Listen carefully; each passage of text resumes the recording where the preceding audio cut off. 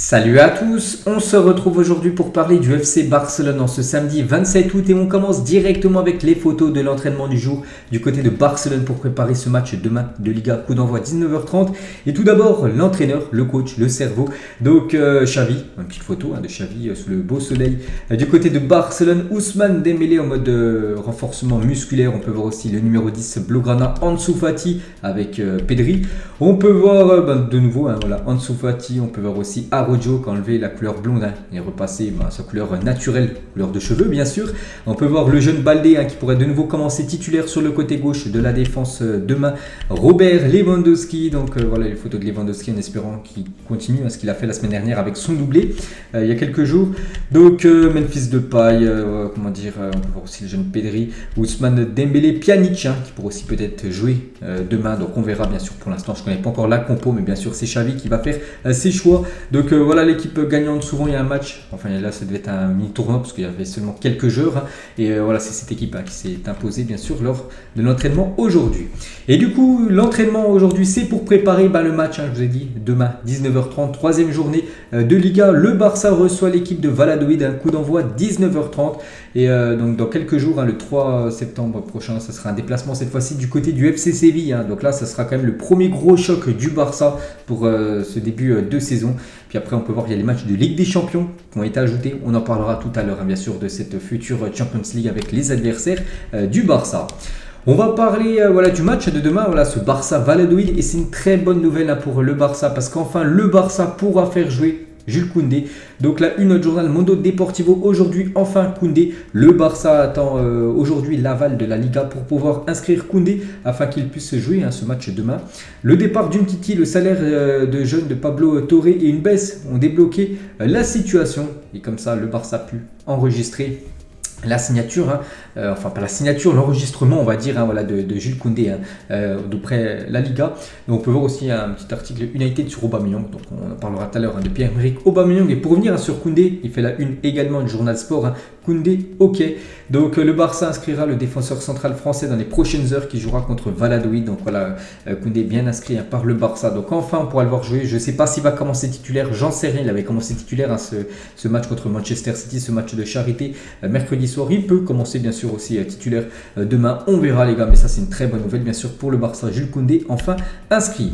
Et il a pu être inscrit grâce à quelques affaires qui ont été débloquées, dont le transfert de Samuel Umtiti. C'est officiel, Umtiti rejoint l'équipe de Lecce, donc c'est une équipe italienne qui prendra en charge une partie de son salaire et versera des bonus au Barça en fonction du nombre de matchs joués. Donc voilà, en gros tout est dit sur cette image. Le Barça continuera encore à prendre une petite partie en charge de son salaire, mais voilà, Lecce prendra une partie en charge du salaire de Samuel Umtiti. C'est pour ça que le Barça a pu enregistrer Jules Koundé. Et pour revenir sur Umtiti les gars, donc on lui envoie déjà beaucoup de force dans son nouveau club.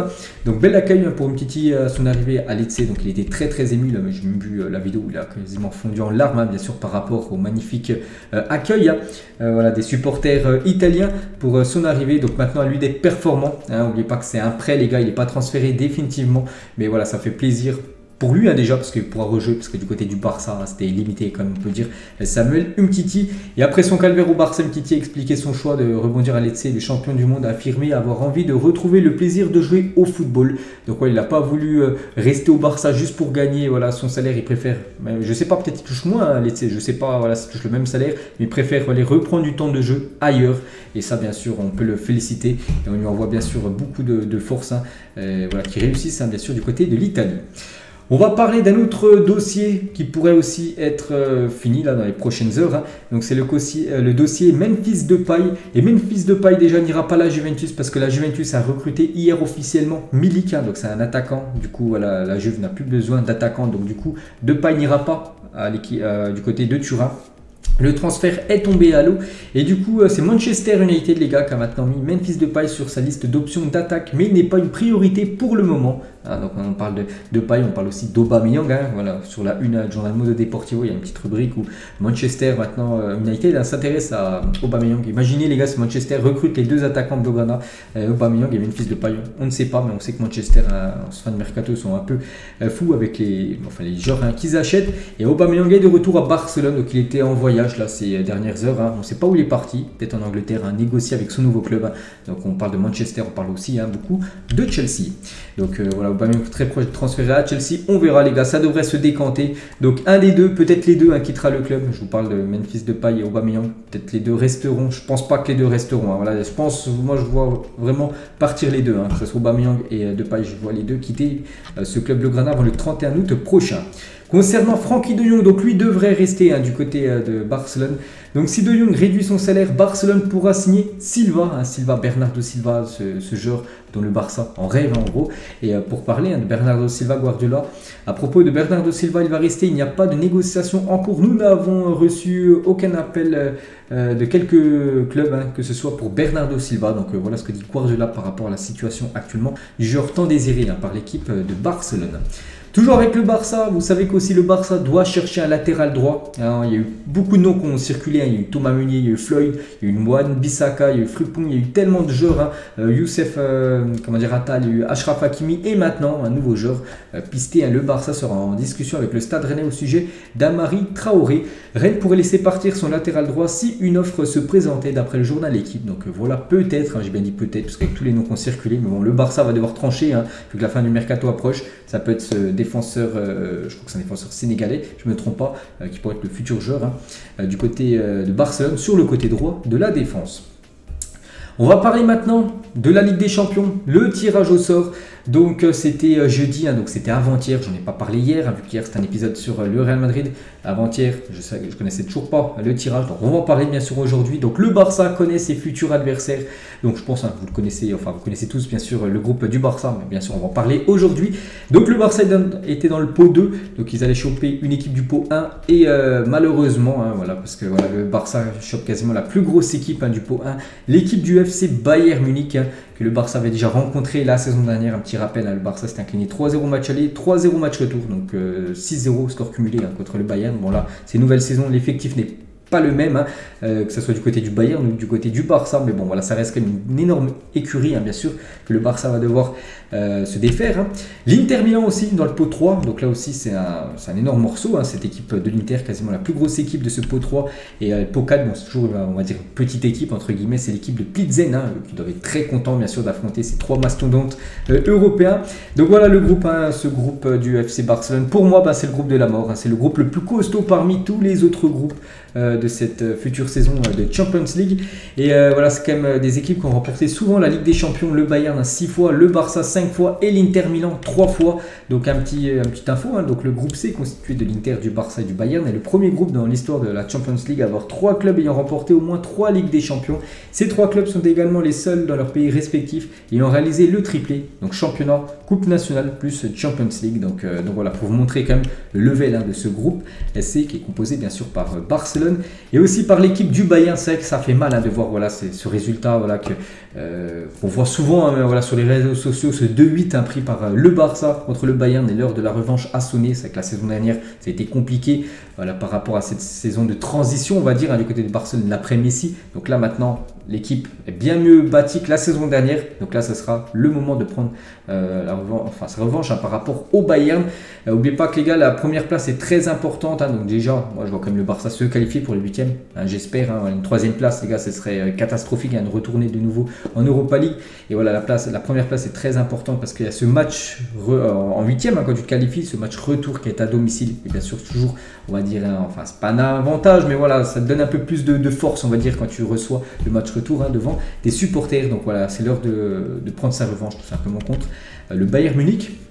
Et du côté de l'Allemagne, donc déjà par exemple le président Oliver Kahn, lorsqu'il a vu le Barça tirer, donc un petit sourire voilà, pour dire que eux voilà, ils réussissent très bien contre le Barça. Donc voilà, en gros ça va être facile. Non, je pense pas que ça va être facile cette saison. Et Thomas Müller il a dit quelle belle histoire que nous sommes sur le point de rencontrer Barcelone avec Robert Lewandowski. Pour moi, un grand groupe avec de grandes équipes seront de grandes soirées de Champions League pour les fans de football. C'est que voilà, ce groupe s'est très relevé avec l'Inter en plus. Nagelsmann, le coach du Bayern. Concernant Barcelone, la première chose qui me vient à l'esprit est l'histoire avec Lewandowski, bien sûr, parce que Lewandowski retourne du côté du Bayern pour jouer contre eux, alors qu'il a souvent joué pour eux. J'espère que nous pourrons obtenir des résultats similaires à ceux que nous avons obtenus contre le Barça ces dernières années. Donc je vous ai dit que voilà, c'est un peu la bête noire du Barça, cette équipe du Bayern Munich. Et c'est vrai que si on regarde par exemple la compo, le trio offensif la saison dernière où le Barça s'est incliné 2 fois 3-0 contre le Bayern, et cette fois-ci le trio offensif potentiellement qui pourrait être aligné contre cette équipe du Bayern, c'est pas du tout le même. La saison dernière c'était Memphis Depay, Luc de Jong et Sergi Modeste qui avaient commencé titulaire contre le Bayern, donc alors que c'est même pas un ailier, c'est un défenseur droit, mais bon il n'y avait pas trop d'options à l'époque. Et maintenant c'est quand même Ousmane Dembélé, Rafinha et Robert Lewandowski cette fois-ci qui joue bien du côté du Barça. Donc voilà, la donne a changé quand même du côté de Barcelone. C'est pour ça que le Barça peut énormément gérer, comme c'était dérangé à cette équipe bavaroise. Et c'est quand même la deuxième fois en 2 ans que le Barça est dans le groupe du Bayern. Et c'est la 3e fois en 5 ans que le Barça a l'Inter Milan dans son groupe. Donc voilà, c'est des habitués, on va dire, à ces clubs-là à se rencontrer là sur ces dernières années en Champions League. Le retour de Lewandowski, j'en ai parlé juste avant, le retour de Lewandowski du côté du Bayern Munich, enfin pour cette double confrontation. Et Thomas Müller réagit déjà aux retrouvailles de Robert Lewandowski et le Bayern. On se voit bientôt Lewandowski. Donc voilà le message bien sûr de son grand copain, parce que c'est toujours bien évidemment copain, malgré que maintenant il ne joue plus dans la même équipe. Si on peut donner un conseil aux latéraux du Barça et du Bayern, ayez les reins solides, parce que voilà, 2 immenses ailiers, donc Ousmane Dembélé, et en face il y aura Sadio Mané. Il va falloir faire énormément attention aux nouveaux joueurs du Bayern Munich. Le Barça connaît très très bien Sadio Mané, et aussi Dembélé et Davids, le duel de Zinzin qui nous attend. Donc voilà, ils seront dans le même couloir, Dembélé avec Alphonso Davids. Et le Barça et le Bayern se sont affrontés 13 fois en Champions League, qui s'est soldé par 2 nuls, 2 victoires seulement du Barça contre le Bayern et surtout 9 défaites du Barça contre le Bayern Munich. Donc pour vous dire que c'est une bête noire, cette équipe bavaroise. Mais je pense que cette année la donne peut changer, donc on verra les gars. Maintenant la vérité bien sûr ça se passe sur le terrain et non par des statistiques. Inzaghi les gars, c'est qu'on a beaucoup parlé du Bayern, il ne faut pas oublier qu'il y a aussi l'équipe de l'Inter Milan, qui est aussi une très grosse équipe européenne. Inzaghi le coach. La Champions League est une compétition de grand prestige, on va rencontrer des équipes très fortes et bien organisées, mais comme toujours on va préparer chaque match de la meilleure façon possible. Nous sommes l'Inter, nous affrontons cette compétition avec enthousiasme, donc voilà ce qu'a dit Inzaghi bien sûr par rapport à ce groupe très relevé, ce groupe C. Et Ansu Fati contre l'Inter à San Siro en 2019, comme j'ai dit que le Barça avait rencontré l'Inter 3 fois sur les 5 dernières années, et Ansu Fati avait été buteur les gars à San Siro en 2019. Alors Ansu Fati, il était très jeune, je crois que là, quand il avait marqué ce but, c'est le but le plus jeune inscrit par un jeune joueur en phase de groupe de Champions League. Voilà, ce but inscrit d'Ansu Fati à San Siro en 2019. Et le calendrier du Barça donc pour cette nouvelle campagne, donc le Barça recevra le premier match, ça sera au Camp Nou contre l'équipe de Pilsen. Donc là, c'est victoire obligatoire. Il y a même un match nul les gars, ce serait une catastrophe. Il faut absolument s'imposer. N'oubliez pas, c'est les 2 premières places que vise le Barça. Donc Pilsen, c'est la plus petite équipe, c'est au Camp Nou le match. Donc là, il n'y a pas le droit à l'erreur. Il faudra absolument prendre les 3 points dès le premier match. Donc ensuite, ça sera 2 déplacements très compliqués. Donc le Bayern et l'Inter. Donc voilà, 6 points à distribuer. Vraiment, si le Barça, je pense, arrive à en prendre 4, ce serait bien. Allez, un nul au Bayern et une victoire à l'Inter, ça serait parfait. Puis après, il y aura la réception cette fois-ci de l'Inter. Bayern, là aussi, il va falloir encore essayer de prendre 4 points. Et après, les 3 points à Pilsen. Et là, je pense que le Barça finira soit premier ou deuxième. Là, il n'y aura aucun souci. Donc voilà, après, voilà, c'est ce que je dis maintenant. On verra ce que ça va donner, bien sûr, pour cette future saison. Et concernant les bookmakers, donc en gros, les sites de paris sportifs, quelle cote a le Barça en gros pour remporter cette future Ligue des Champions? Donc ils ont une cote à 19. Voilà, si vous voulez parier Barça vainqueur de cette future saison de Champions League, vous mettez 1 euro, vous gagnez 19 euros en gros avec une cote à 19. Donc voilà en gros toutes les cotes de toutes les équipes en gros engagées en Champions League. Et si vous voulez avoir, donc là on a parlé que du Barça, parce que bien sûr on parle du FC Barcelone, c'est un épisode du Barça, mais si vous voulez avoir bien sûr un petit compte rendu de tous les autres groupes, peut-être qu'il y en a qui n'ont pas vu, donc voilà tous les groupes, du groupe A au groupe H. Et toujours les gars sur cette cérémonie, donc c'était à Istanbul, c'était jeudi soir, il y a eu aussi le trophée The Best, donc masculin c'est Benzema qui l'a remporté, mais féminine les gars c'est une joueuse du Barça, c'est Alexia Putellas, elle est la première femme à être élue meilleure joueuse européenne de l'année UEFA 2 ans d'affilée. Félicitations à elle, elle avait remporté ce trophée la saison dernière, elle le remporte de nouveau cette saison. Reine d'Europe, Alexia Putellas. Donc 42 buts, 21 passes, c'est énorme quand même ces statistiques. Ballon d'or, soulier d'or, trophée The Best, joueuse de l'année de l'UEFA. Félicitations à elle. Donc on voit une petite photo, par exemple des deux trophées The Best, donc hommes et femmes bien sûr. Putellas et Karim Benzema qu'on peut aussi bien sûr féliciter malgré qu'il joue du côté du Real Madrid. Elle a eu un petit message Putellas, donc Cullers, donc supporter du Barça. Je suis content de recevoir ce trophée de meilleure joueuse d'Europe. Une nouvelle fois, j'espère être remise de ma blessure bientôt parce qu'actuellement elle est blessée. Elle est pareil, il y a quelques semaines qu'elle a été victime d'une rupture des ligaments croisés, quasiment la pire blessure pour un footballeur, quasiment 6 mois d'indisponibilité. Donc actuellement, rétablissement pour elle. Pour elle, on lui envoie beaucoup de force bien sûr parce que le Barça féminin a besoin d'Alexia Putellas, la meilleure joueuse au monde. Et voilà en gros les trophées The Best remportés on va dire par des joueurs ou joueuses du Barça. Donc Putellas 2 fois, Léo Messi l'avait remporté 2 fois et Andrés Iniesta l'avait remporté 1 fois ce trophée The Best. Et on finit les gars cet épisode et on revient voilà sur le groupe du Barça en Champions League. Donc une question très simple pour vous supporters catalans.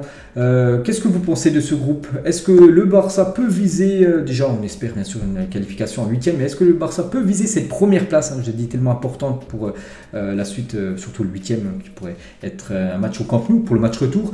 Est-ce que ça sera trop compliqué? Voilà, n'hésitez pas à mettre en commentaire les gars ce que vous pensez bien sûr de ce tirage, de ce groupe C qui est quand même pour moi le groupe le plus relevé. Donc voilà les gars tout ce qu'il y avait à dire aujourd'hui. J'espère que ça vous a plu. On se retrouve demain concernant, on va parler du Real. Concernant le Barça, on se retrouve lundi, on parlera du résultat du match demain à 19h30. Allez, moi je vous laisse, bonne journée à vous, bon week-end à vous et à plus tard.